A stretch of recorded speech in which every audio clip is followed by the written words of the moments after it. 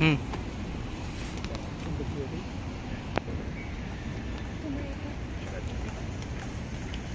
আজকের এই মহান ভাষা দিবসের শহীদদের প্রতি জানাই বিনম্র শ্রদ্ধাঞ্জলি।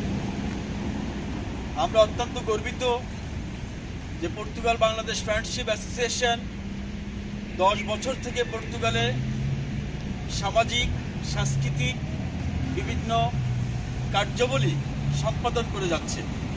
সেই সাথে প্রতি বছর শহীদদের স্মরণীয় পুষ্পস্তবক অর্পণ করে যাচ্ছে এবং বিশেষ করে আজকে পর্তুগাল বাংলাদেশ ফ্রেন্ডশিপ অ্যাসোসিয়েশনের পক্ষ থেকে এখানে ফুল দিতে আমরা সবাই এসেছি।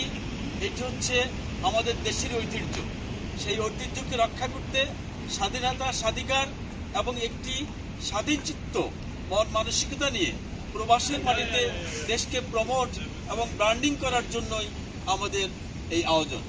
আমরা বিশেষ করে প্রতি বছরেই এই শহীদ মিনারে শহীদদের উদ্দেশ্যে পুষ্পস্তবক অর্পণ করি।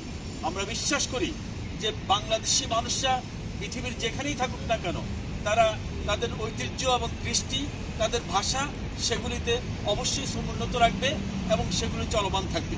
এবং আজকে আমার পক্ষ থেকে এবং পর্তুগাল বাংলাদেশ ফ্রেন্ডশিপ অ্যাসোসিয়েশনের পক্ষ থেকে যারা এখানে উপস্থিত হয়েছেন সবার প্রতি আন্তরিক ধন্যবাদ, অভিনন্দন। শহীদ স্মৃতি অমর হোক। 21শে ফেব্রুয়ারি মানে মাথা নত না করা। ধন্যবাদ।